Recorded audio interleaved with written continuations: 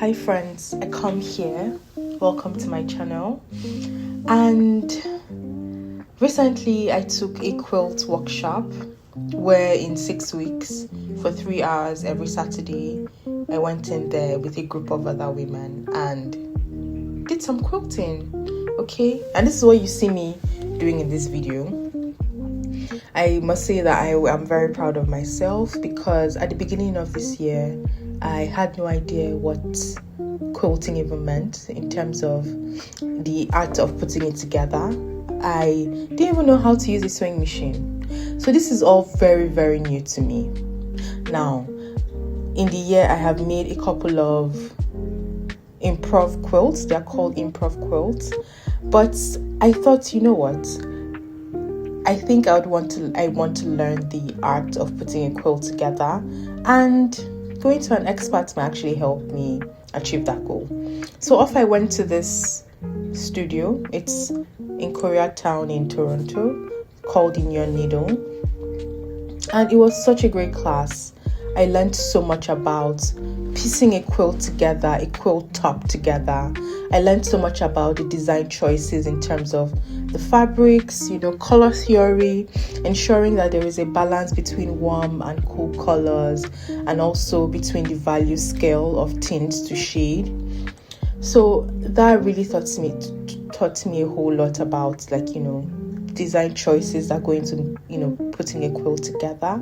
And in this class we did a lap size quilt. Now, one thing I did not prepare for is how big this quilt is. This is a pretty, obviously not as big as a queen size, but it's a pretty big quilt. And I say that because putting that through the machine, or even maneuvering through it, like you can see me trying to get it all together, it was a hassle, but I really enjoyed the process. It felt even meditative to sit down and piece the quilt up together, or even just to stand and clip my binding as you see me doing here.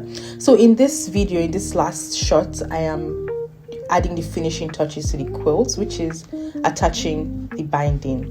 Now I must say that quilts actually come in layers. So the first layer is a quilt top, which has the design on it, and then the second layer is something called the batting, which is like a cotton filling that keeps you warm during warm weathers or cool during cool weather. Not cool during cool weather, but it keeps you, adjusts your body temperature. And I must say that there are different types of batting, but the one I used here is a 100% cotton batting. And then you have the backing, and then you have the binding. So lots of layers to go through, right? And which kind of makes it a bit tough to put it through a small home machine. But I succeeded nonetheless. And this process really taught me a lot about really believing in yourself and doing what you say you'll do, like keeping the promises that you made to yourself. Because late last year, just to kind of back up a bit, late last year, I could feel that I was in a funk, right? I was in a creative funk. I had no idea why I was feeling exhausted or not inspired, but I knew that I wanted to create some art. I knew that I wanted to express my creativity in some way. And so I just picked up, journaling, and I must say, as most serious creatives do, the Artist Way did help me. Specifically, the morning pages did help me to really sit down and listen to myself. And I feel like that was what was missing in terms of actually asking myself what it is I wanted to do.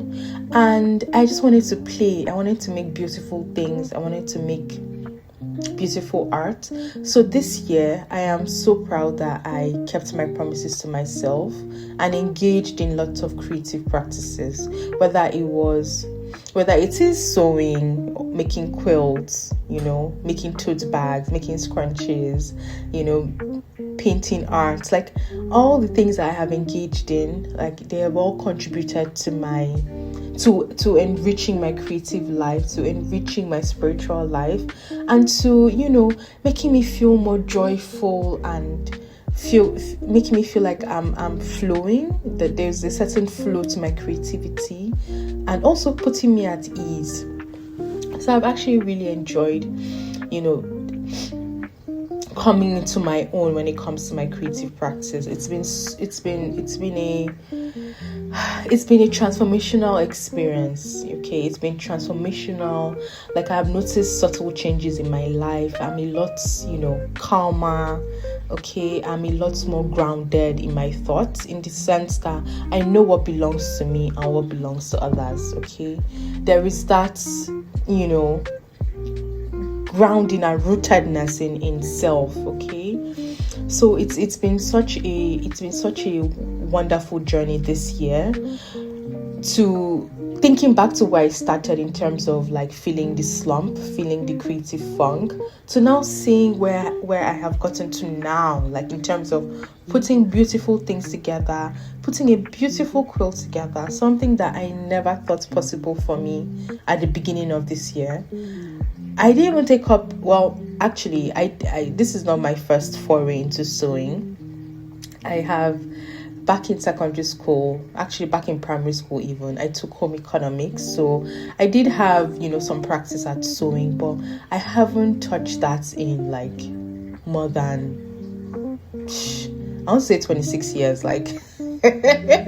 So I think around like spring this year is when I went back into sewing, right? I started hand sewing, and then I moved on to buying a machine, and it has just been smooth sailing ever since, trying it out myself, because I'm self-taught, right? I taught myself how to use the machine, watching YouTube videos and everything, and then attended some classes, right? Because I feel like having that first-hand experience with an instructor is also very useful, right? Because you get to fill in the gaps that you have. You get to learn new things, learn new techniques, learn new tricks, learn new tips.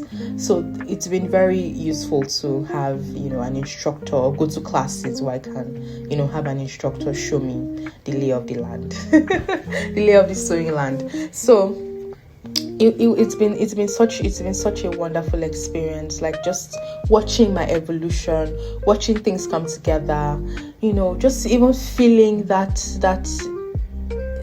liveliness from within me. Like, this is something that you cannot buy. This is something that comes from inside of you. So it's been such a wonderful experience, just feeling all of that, and embodying my full self, like my creative self. So I really, really would like to encourage anyone that is listening, and that you're feeling the funk, like you're currently where I was in terms of the beginning, where I felt the funk, the creative funk, where I felt like I was in a slump.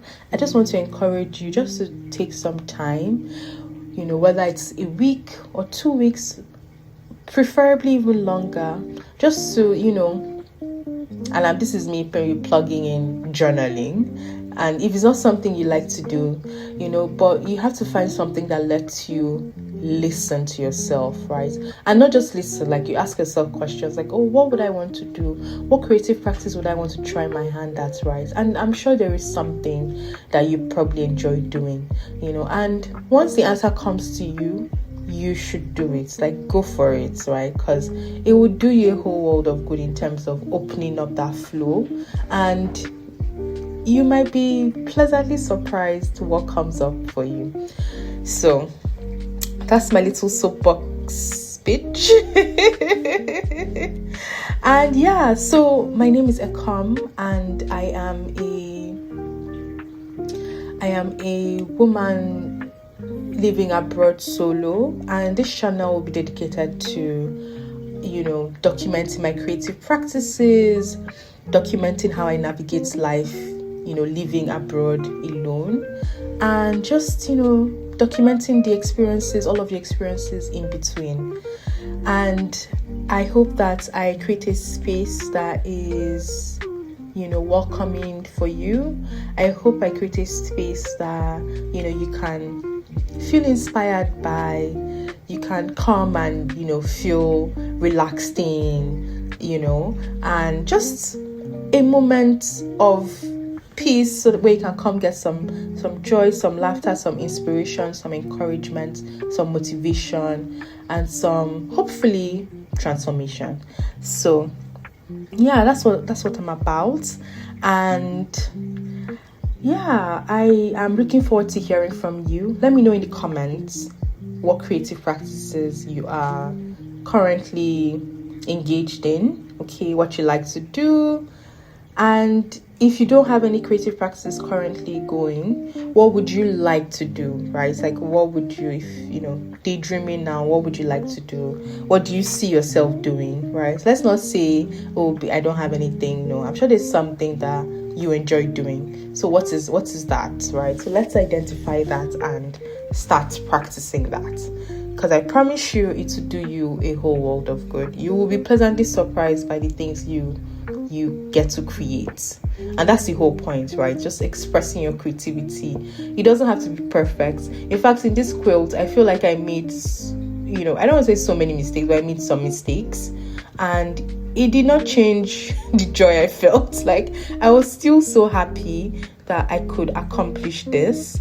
And just the fact that I puts in the 6 weeks, puts in the time, the effort, the consistency, even though I feel like at some point I was complaining, like, oh my god, this takes so much time. But I'm like, what else would I rather be doing than actually putting something amazing together that will actually keep me warm, okay, that will actually make me feel joyful and happy. And I just could not imagine any other way to spend a Saturday. And yeah, this is a finished product. I really, really love this quilt. I love the design. It's called the North Star. It's a North Star design. And yeah, it's amazing. It has a deep history in Canada, and I'm sure in America as well, but in Canada it has a deep history here, and it is representative of the Lakota people.